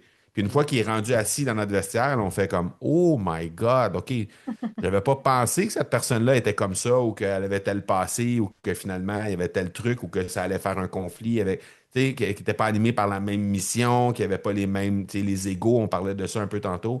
Donc, tu sais toujours ce que tu donnes ou ce que tu laisses dans le cas où tu es salarié, mais tu sais jamais ce que tu vas avoir de l'autre côté. Donc, ça aussi, ça vient entrer en ligne de compte là, quand vient le temps de prendre une décision, à savoir est-ce que je quitte puis je prends le 20% qui m'est offert de l'autre côté ou je suis quand même bien ici, là. Tu sais. Mm.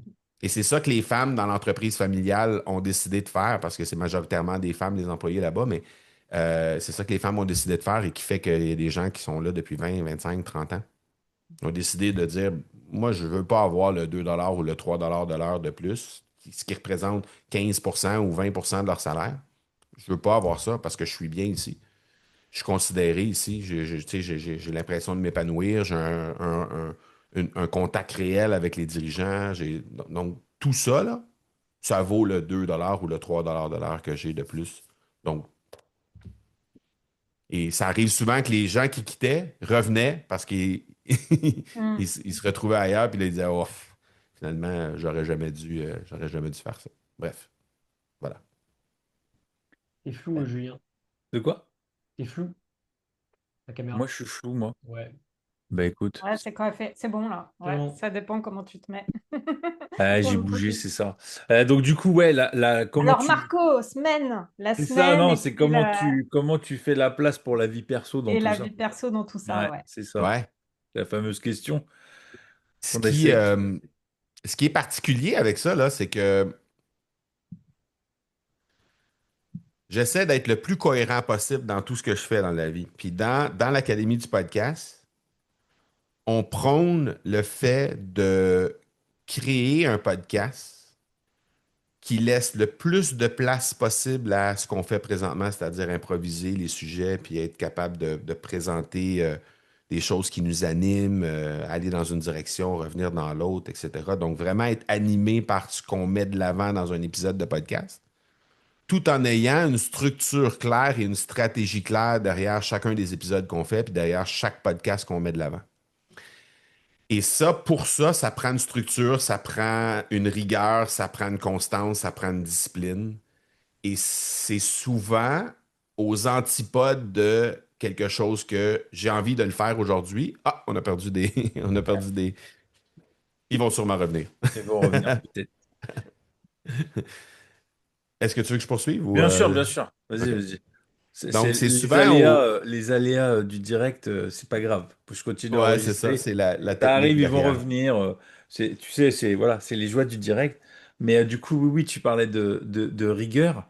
Ouais. Euh, oui, il faut être rigoureux. Parce qu'en fait, comment tu fais pour comment tu fais là pour tu vois trouver la place pour avoir le temps de tout faire de manière efficace et que tu aies la bonne énergie pour tout faire. Parce qu'il y a ça Ouais. aussi.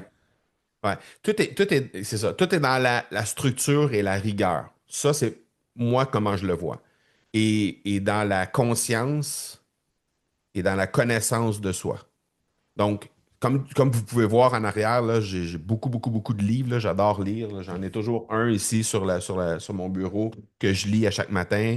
Puis quand j'ai fini, mais j'en prends un autre ou j'en commande un sur Amazon ou peu importe. Je les écoute et je les lis en même temps. Donc, ça, c'est une des façons pour moi d'être plus rigoureux et plus structuré dans ma façon d'apprendre. C'est-à-dire, j'écoute et je lis en même temps. Donc, j'écoute l'audiobook pendant que je le lis. Donc, j'assimile plus rapidement, et surtout quand c'est en anglais, mais même en français, j'aime ça faire ça. Et c'est plus facile pour moi de comprendre. Mais tout ça pour dire que tout est dans la structure et dans la façon dans la façon de prioriser les choses. Donc, tu sais, je donnais une autre entrevue hier, puis la personne m'a posé une question par rapport à ça un peu. Et je lui disais, ben, tu sais, il y a à peu près 300 livres qui existent sur comment bâtir la journée parfaite et comment démarrer la journée parfaite, puis c'est quoi les bons rituels, puis les fameuses affirmations qu'il faut faire, puis on devrait toujours commencer par boire 1 litre d'eau froide le matin, puis tout ça, là, tout ce baratin-là, à un moment donné, là, c'est comme, que- est-ce que moi, je peux apprendre à me connaître dans ça? Savoir, premièrement, quand est-ce que c'est le moment de la journée dans lequel je vais avoir la meilleure énergie possible? Qu'est-ce qui déclenche le fait que je vais avoir une belle énergie pour créer des trucs? Qu'est-ce qui fait en sorte que j'ai pas besoin d'une énergie au top? C'est comme là, on fait l'entrevue le matin pour les raisons de fuseau horaire, mais généralement, les entrevues, c'est quelque chose que moi, je peux faire en après-midi pour la simple et bonne raison que je me nourris de l'énergie des gens qui sont là dans l'entrevue. Donc, que je sois en train de diriger une entrevue ou que je sois reçu en entrevue, je peux très bien faire ça l'après-midi, alors que je sais que techniquement, mon niveau d'énergie est plus bas l'après-midi que je l'ai le matin. Donc, quand je fais mes épisodes solo, je ne fais pas ça l'après-midi, je fais ça le matin. Quand je fais des créations de contenu pour des vidéos, par exemple, pour YouTube ou des trucs de formation, des masterclass, des trucs comme ça, je fais ça le matin, je ne fais pas ça l'après-midi. Mais mes meetings d'équipe, par exemple, mes entrevues que je donne, généralement, on place toujours ça en après-midi parce que je me nourris de l'énergie qui est là. Je ne vais pas faire du travail de création le matin. Mais ça, pour être capable de faire ça, il faut se connaître. Moi, il y a plein de gens dans mon entourage et ça, ben, ça vient de mon passé aussi loin que le hockey. Quand j'étais entraîneur au hockey, les gens, les entraîneurs avec lesquels je travaillais, on terminait le match, il était 22h, 22h30, et là, les gars disaient, OK, on prend dans ce temps-là, c'était les cassettes VHS, là. On prend la cassette, on met ça, puis on commence tout de suite à analyser le match. Mais moi, là, à 22h30, mon cerveau, il est grillé, là. C'est terminé. Il n'y a plus rien qui fonctionne. Je suis dans la semoule, là, ça ne fait rien. Il n'y a rien qui se passe. Donc, moi, je leur disais, analysez votre partie. Moi, ma partie à moi, je vais revenir demain matin, je vais faire ça. Donc, moi, je me présentais à 6h, 7h le matin, je venais faire mes trucs. Et eux arrivaient vers 10h parce qu'ils avaient bien dormi. Ils s'étaient couchés à 2h, 3h du matin, mais finalement, on était au même niveau. C'est juste que moi, mon cerveau, il fonctionne moins bien le soir qu'il fonctionne le matin. Donc, après, une fois qu'on a appris à se connaître comme ça, qu'on est conscient de quel est le meilleur moment de la journée, quand est-ce qu'on a notre meilleur niveau d'énergie, qu'est-ce qu'il faut faire pour avoir notre meilleur niveau d'énergie. Moi, j'ai fait 40 minutes de vélo avant l'entrevue aujourd'hui. Vélo stationnaire, bien sûr, parce qu'on a quand même 15 cm de neige dans la rue aujourd'hui. Mais vélo stationnaire ici dans mon bureau pour avoir mon niveau d'énergie au niveau pour être capable de donner, pas pour être capable de donner, mais pour avoir un rendement optimal pour l'entrevue qu'on est en train de faire aujourd'hui. Et je fais ça presque à chaque matin pour être capable d'être en énergie pour créer mon contenu, animer mes épisodes de podcast que je fais toujours le matin. Donc, après, tout est dans la structure. C'est comme ça dans le podcast pour être capable de faire un podcast stratégique. C'est comme ça dans la vie de tous les jours pour prioriser mon moment. Tu sais, moi, là, mon moment d'activité physique, là, il est dans mon horaire à chaque jour. Donc, il n'y a jamais personne qui va me dire, ah oui, mais j'ai pas le temps de faire ça, moi. Non, tu prends pas le temps de faire ça. Oui, Parce c'est que souvent s'il est ça. dans ton horaire, au même titre que n'importe quel meeting de ta journée, je veux dire, après, c'est parce que tu priorises autre chose que ce que tu as mis dans ton horaire qui fait que tu n'as pas le temps. Parce que sinon, c'est sûr que ça va le faire. Donc, moi, mon entraînement physique est là le matin. J'ai un 40 minutes, 45 minutes d'un entraînement, 15 minutes de yoga. Ça, c'est non négociable. C'est là chaque matin. Euh, euh, et les affirmations et tout le tralala là, qui va là aussi autour de ça. Ce qui fait que ça me permet de me libérer plus tôt dans la journée et d'être capable d'être avec la famille le soir, parce que j'ai 4 filles, donc ça me permet de me libérer pour être avec les enfants le soir. Mais tu sais, pour répondre à ta question, Manon, de qu'est-ce que ça a l'air une semaine ben, tu sais, là, je t'ai donné jour par jour, là, parce que grosso modo, mes meetings clients se terminent en début d'après-midi ou plus tard, là.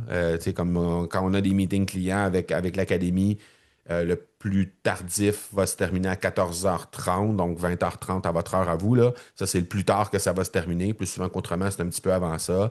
Les coachings que j'ai un à un, ça va se faire en après-midi aussi pour me garder mes moments de création. Tous mes meetings d'équipe, tous mes trucs, ça se fait tout après l'heure du dîner. Euh, du déjeuner plutôt pour vous, là, mais l'heure du midi. Et après, j'ai l'occasion de faire toutes les choses. Donc, essentiellement, ça, c'est jour par jour, ça ressemble à ça fois 5. C'est aussi simple que ça. Ah, mais c'est avec le temps, tu parlais de la connaissance de soi. Tout est parti de là. Je suppose Ben, que tout est toi. parti de là, puis tout est parti du fait de se faire accompagner. Tu sais, je donne souvent l'exemple, je ramène ça au sport encore, mais tu sais, un jeune en France, par exemple, qui dit, moi, j'aimerais ça jouer pour le PSG, là, les gens vont penser que je suis, je vais dire l'Olympique de Marseille, tu sais. Les gens, parce que les gens vont penser que je suis un fan du PSG, puis ils vont me tirer des roches quand je vais aller à Lyon dans notre bootcamp l'an prochain. Donc, je vais choisir Marseille. Euh, donc, le jeune de 15 ans qui dit, ou de 10 ans qui dit, moi, un jour, je veux jouer pour l'Olympique de Marseille, et qui se dit, ben, je m'achète un ballon, je m'achète des souliers, je mets ça là, puis je commence à m'entraîner, ça ne le fera pas, là. Je veux dire, s'il n'y a pas un entraîneur, il ne joue pas dans une équipe, puis il ne s'entraîne pas l'été, il n'y a pas un préparateur physique qui vient entrer en ligne de compte, il n'y a pas éventuellement peut-être quelqu'un pour la préparation mentale, un nutritionniste qui vient entrer en ligne de compte aussi dans le truc. Ça ne le fera pas, c'est sûr que ça ne le fera pas. Puis si on fait juste poser la question comme ça, est-ce que tu penses qu'un jeune de 10 ans va un jour pouvoir jouer pour l'Olympique de Marseille s'il ne fait jamais partie d'une équipe ou qu'il n'y aura jamais eu un entraîneur pour l'amener là? Je veux dire, ça fait juste plein de sens, là. Je veux dire, c'est sûr et certain que ça ne le fera pas. Et pourquoi ce serait l'inverse quand on fait un podcast, quand on est entrepreneur, quand on est. Pourquoi ça, on serait capable de le faire avec OK, moi, je devrais aller par là aujourd'hui, je devrais aller par là aujourd'hui. Pourquoi ce serait différent? Hein? Et pourquoi ce serait différent dans comment structurer nos semaines, structurer nos journées, être optimal dans notre façon de faire? Pourquoi ce serait différent? Donc, toutes ces choses-là, ça fait partie d'un cycle de vie. Si aujourd'hui j'ai besoin, tu sais, comme moi, présentement, je suis dans un cycle je me suis donné un défi à la mi-septembre de retrouver mon poids de quand j'avais 17 ans à l'époque où j'étais joueur de hockey semi-professionnel. De mi-septembre jusqu'à Noël. Donc, c'est le laps de temps que je me suis donné comme temps. Évidemment que je suis allé chercher de l'aide. Évidemment que je suis allé chercher des conseils pour être capable d'optimiser tout ça. Puis évidemment que j'ai questionné l'intelligence artificielle sur les conseils que j'ai reçus. Puis je me suis dit, ah, est-ce que Puis j'ai optimisé ça, puis j'avais 10 kilos à perdre. Donc, fallait quand même qu'on le travaille d'une belle façon. Mais c'est sûr que ça prend du soutien et quelqu'un qui vient t'accompagner, qui a déjà marché le chemin avant toi ou quelqu'un qui a déjà qui est entraîneur, qui a des connaissances dans ça. Et c'est la même chose avec la vie de tous les jours, l'optimisation des horaires ou peu importe ce qu'on va faire. Donc, moi, je suis un fervent ambassadeur de si j'ai besoin de me perfectionner dans quelque chose, j'ai besoin d'améliorer un truc, peu importe qu'est-ce que c'est que dans la vie, Tu vas ben chercher d'abord, Ouais, c'est ça, tu ben vas d'abord, chercher. exact. D'abord, il y a des trucs comme ça qui vont m'aider de façon tu sais, à savoir est-ce que j'ai besoin d'aller plus loin après avec cette personne-là. Très souvent, c'est suffisant et parfois, ça nécessite, ça fait juste éveiller qu'il y a besoin d'autre chose, qu'on va aller plus loin encore par rapport à ça.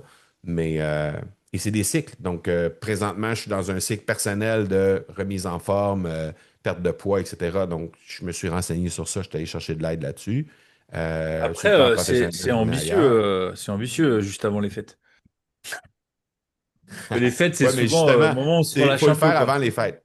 Ouais, mais il y a 15 jours de relâche, tu vois. Les fêtes, c'est vraiment le moment où tu te dis, Ouah, ben, en janvier, quoi. Ben, c'est justement pourquoi je veux Pour le ça qu'il terminer a dit avant pourquoi. Noël. Ah oui, Pour les Parce que reprendre je à sais Noël, c'est bien. que je vais me lâcher après, là. oui, c'est Non, ça. non, c'est pas vrai. Non, non, mais Non, ouais, c'est ça, l'autodiscipline, moi. C'est souvent, je dis ça, c'est l'autodiscipline qui fait que tu arrives là où tu as envie d'aller, quoi. oui, et je pense qu'en faisant ça, tu te développes une nouvelle identité.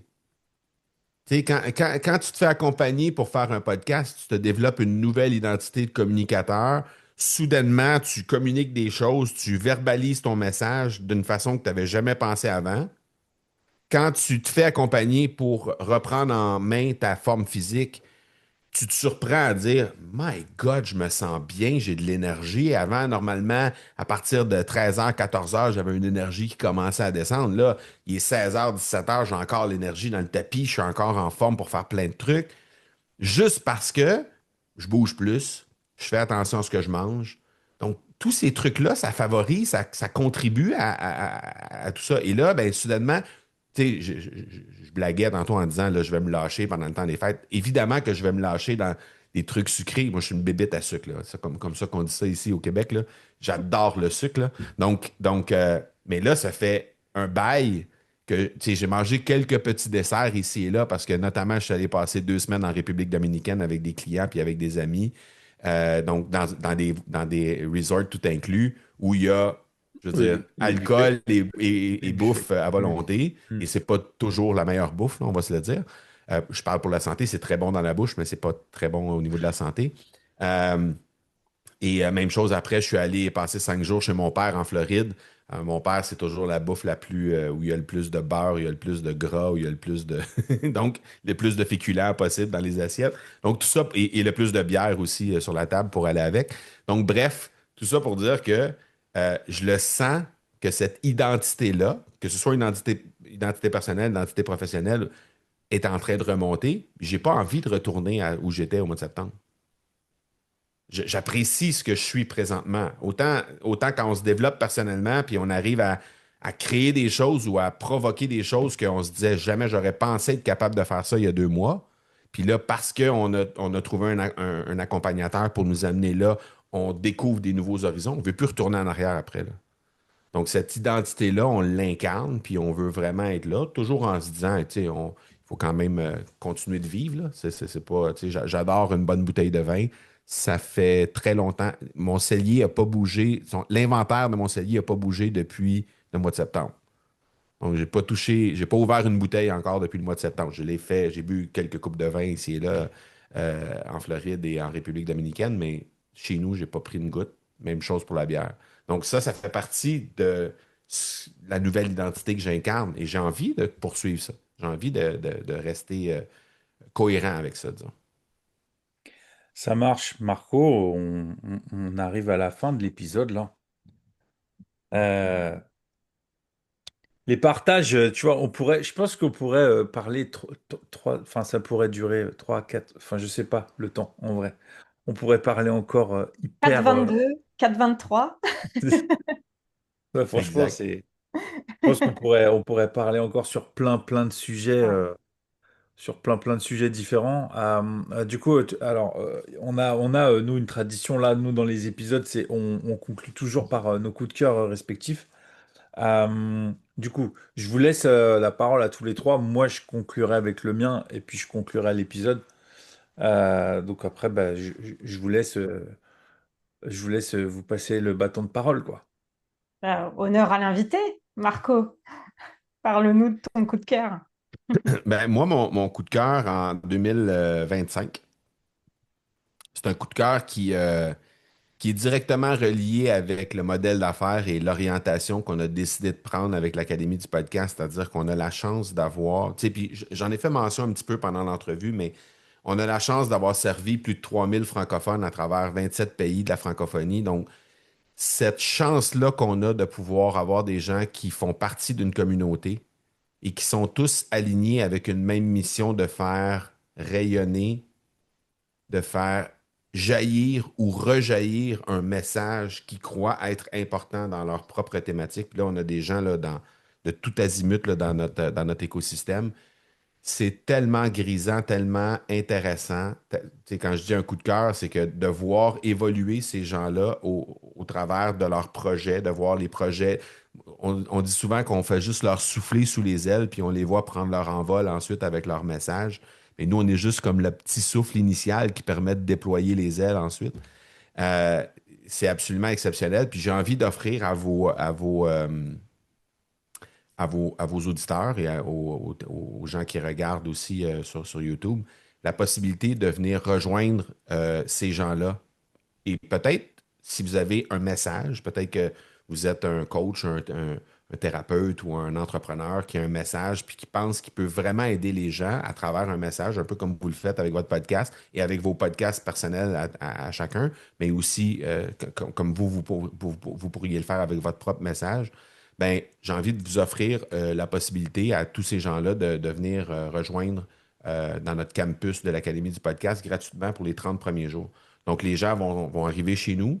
Normalement, c'est 17 € par mois. Mais là, c'est un cadeau que je vous fais le premier 30 jours. Et ça, dans le fond, dans cette communauté-là, il y a une formation autonome qui dure 90 minutes et qui donne toute la structure. Tu sais, quand je parlais de structure tantôt, puis je disais, si tu veux lancer un podcast, tu peux aussi bien demander à l'intelligence artificielle puis à dire qu'est-ce que je pourrais faire pour lancer un podcast. Ça va te donner grosso modo les structures, mais il n'y aura pas nécessairement un lien avec ce que toi tu fais. Nous, on va faire le lien vraiment directement avec le sujet que tu veux faire.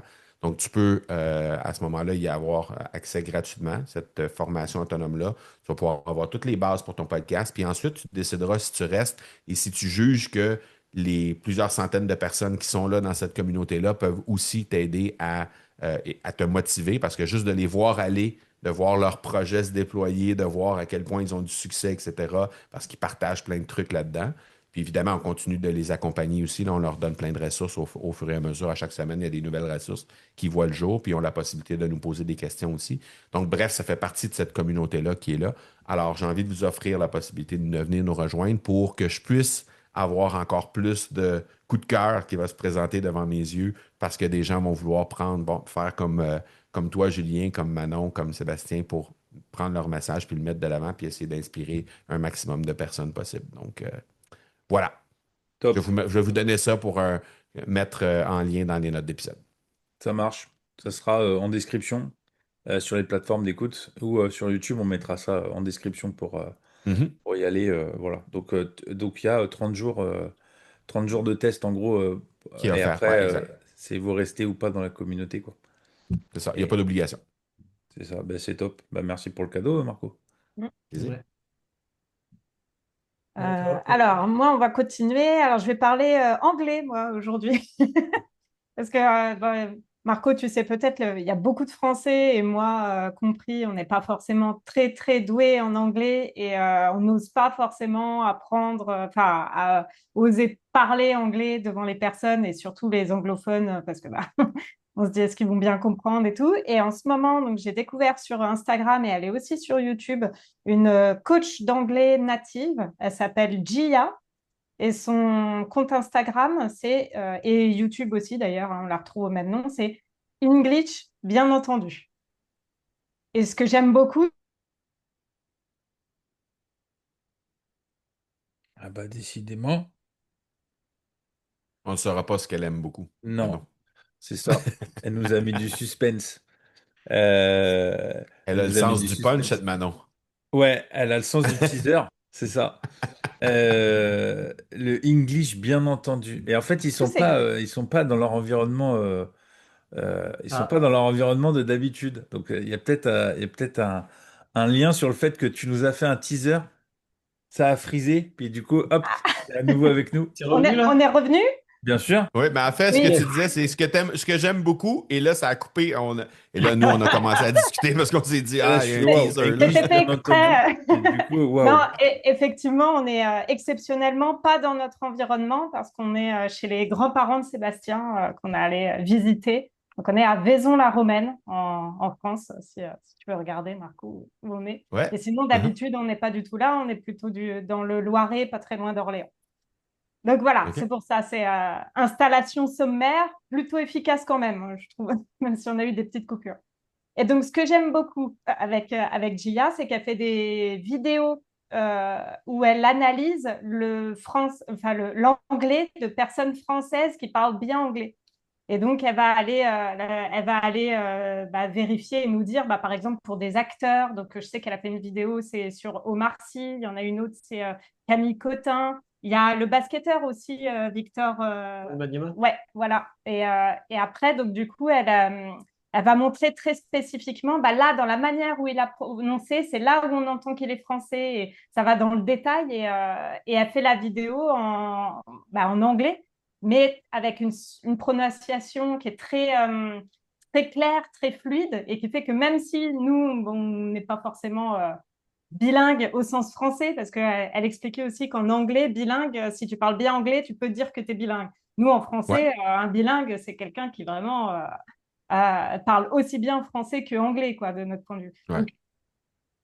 Donc, si on prend le vocabulaire au sens français, même quelqu'un qui n'est pas 100% bilingue, je trouve qu'elle est très compréhensible. On la comprend bien et j'apprécie beaucoup. J'apprends beaucoup de choses avec elle. Et je progresse du coup en compréhension en anglais grâce à elle. Ben, si tu me permets, Manon, moi, je ferais un co-coup de cœur avec ce que tu viens de dire parce qu'on a une de nos académiciennes qui s'appelle Virginie Cutulic, qui habite au Mexique, qui est une Française qui habite maintenant au Mexique, qui fait exactement la même chose, mais avec l'espagnol. Ah, dis donc. Exactement la Et même comment on chose. peut Donc, si la jamais, retrouver? ben, elle est trouvable sur le web, Virginie Cutulic. D'accord. Cutulic. Ouais, Et c'est vraiment super comme ouais, concept. c'est vraiment super. Ouais. Ouais, ouais. Ah bah j'irai découvrir. Mhm. Du coup, moi, c'est autre chose. Ça a rien à voir. C'est quelqu'un que j'ai découvert dans une vidéo YouTube où, en gros, il faisait des doublages, etc. Et cette personne-là est apparue et il a fait notamment un doublage moi, j'aime beaucoup les Disney, hein, pour le coup, du Roi Lion, un passage du Roi Lion, et c'était assez exceptionnel. Et du coup, je suis allé le suivre sur son Instagram. Donc, je vais vous dire, c'est Maxis Well Doublage. Alors, ça s'écrit Maxiswell, tiré du bas, doublage, tiré du bas. Et en fait, il fait beaucoup de doublages de Disney. Il a une voix assez incroyable. Donc, ça m'a un peu marqué, notamment la voix de Scar dans Le Roi Lion, pour ceux qui connaissent. Elle est assez mythique. Et ouais, il est assez incroyable. Donc, moi, j'ai adoré. Et en fait, je trouve que c'est un petit peu lié finalement parce qu'on a parlé en début d'épisode du français et de comment prendre soin finalement de notre langue. En France, on a des très très Oui, très c'est vrai. bons doubleurs et on a la chance d'avoir Ouais. les films qui sont doublés de manière vraiment très qualitative. Ouais. Euh, on en parlait récemment avec ma meilleure amie qui me disait, elle avait un ami qui vivait en Croatie. En Croatie, ils n'ont pas cette chance. Donc, Mm. quelque part, ils sont obligés du coup d'apprendre à parler anglais. Donc, ils parlent peut-être mieux anglais que nous, mais c'est vrai qu'ils n'ont pas la chance d'avoir des acteurs croates qui doublent tout, quoi. Alors nous, Mm. c'est une exception quelque part française d'avoir cette qualité-là du doublage. Et je pense que même en ce moment, avec tout le développement de l'intelligence artificielle, etc., parler des doubleurs, des super doubleurs français, c'est important. Donc, Il fait aussi la voix de Toy Story de ouais, Buzz l'éclair. Ah, il est impressionnant. et il a une bonne tête. Oui, il a l'air sympathique et tout. Donc voilà, n'hésitez pas à aller découvrir. Avez-vous déjà eu l'opportunité d'entendre un film doublé en québécois? Oui, Oui, ouais. Et nous, ça nous fait un petit peu rigoler, mais C'est sûr. on comprend pas tout à des moments. Alors que toi, j'ai remarqué les Québécois avec qui on échange, on comprend tout. Mais par contre, il y a des expressions où là, on n'a pas la traduction. Ben, c'est Certaines sûr que expressions très spécifiques. ouais, ouais, exact. Et souvent, quand on va avoir un film qui va être traduit et que là, on va avoir le choix entre français international puis français québécois, ben, évidemment, nous, on va choisir le français québécois sauf que c'est ce qui explique pourquoi nous, on a beaucoup plus de facilité à vous comprendre que vous avez à nous comprendre. Parce que nous, tu sais, mes enfants, là, ils écoutent des trucs sur le web ou ils regardent des trucs sur YouTube et c'est des Français. Donc, ils captent toutes les expressions français internationales et même les trucs un peu plus. Ben, les du coup et tous ces trucs-là que nous, on Mm. n'utilise pas du tout ici, là, mais eux, ils ont déjà toutes les références pour comprendre n'importe quelle discussion qu'il va y avoir en français international. Donc, Et pour c'est. le coup, nous, on regarde pas mal YouTube et il y a des YouTubeurs québécois Mm. maintenant qui commencent à être bien connus Ouais. en France. Ouais. Je pense Il y a notamment, il y a, Gertie et Cocotte. ouais, c'est ça, Gurki, qui fait beaucoup de tests de Culinaire. culinaire. OK? Et aussi une petite youtubeuse, je sais pas quel âge elle a, mais bon, Elle a plus 25 jeune ans, que nous, hein, 25 qui ans là. s'appelle Cocotte. Et qui est OK. assez connu dans le milieu maintenant français. Et ouais, on les voit de plus en plus dans des vidéos YouTube françaises. Donc OK. OK. ça fait plaisir. Je connais pas les Elle est deux. sur J'ai pas d'ailleurs, la référence. dans une de ses vidéos, elle était à un match de hockey avec des Oui, youtubeurs français, du coup. Ah Elle ouais? avait emmené OK. des YouTubeurs français, McFly et Carlito, À Montréal, ou je sais pas où ils étaient, à Québec, je voir un sais plus, match de mais c'était hockey, ouais. sympa, ouais. Mm. Bien Voilà. sûr. Mais tes OK. enfants doivent connaître Oui, je pense. Gurki et Cocotte. OK. Je vais demander ce soir quand ils vont revenir de l'école. Moi, j'avais partagé ça, mais j'écoute, moi, le podcast de Mike Ward. Ouais, je vous écoute. Ouais. Je vous écoute. Là, on est bien servi sur les expressions québécoises, parce que là, on est sur les refs d'humour au Québec. Des fois, au début, j'étais perdu, parce que ça va vite. Après, on s'habitue à l'accent, mais il y a des invités, ils sont vraiment, l'accent, il est fort. Franchement, des fois, tu te dis, ouais, le x2, là, j'y arriverai pas. J'y arriverai pas à Mais en l'entendre même en temps, x2. Julien, t'es pas le public cible, hein? Donc, ils vont pas faire, ils vont pas faire ils vont pas porter attention sur l'accent en fonction de Ah non, non, toi. non. Sauf Mais que du coup, si tu as moi, Mike j'écoute, Ward mais en. ça me fait bien marrer quand même, hein, donc, Oh, oui, non, c'est très, les très gens- drôle. Mais si tu vas voir un show de Mike Ward à Paris ou en France, peu importe, ça sera pas du tout le même Mike Ward que tu vas entendre, là. non, c'est ça. C'est dans la façon de parler et tout ça, ça sera pas du tout la même chose, là. Mm. Et souvent, les humoristes québécois, tu sais, comme on a juste à penser à Anthony Cavana qui a fait un tabac chez vous, là, qui a quand même été très populaire chez vous. Mais moi, quand je l'entends parler dans des trucs français, puis je l'entends parler dans des trucs québécois, c'est pas du tout le même Anthony Cavana, là. C'est même pas proche, là. J'avais Ouais. oublié qu'il était québécois, Ah oui. dis-toi. Dans ma tête, je pensais qu'il était français. Eh oui, À eh quel oui. point, effectivement, il doit modifier Ouais, sa voix. exact. Du coup, alors le mien, c'est une série qui date, hein, mais je recommence je suis reparti sur la première saison des 5. C'est le Bureau des légendes. Je l'avais vu quand c'était sorti en 2015, donc ça date d'il y a 10 ans.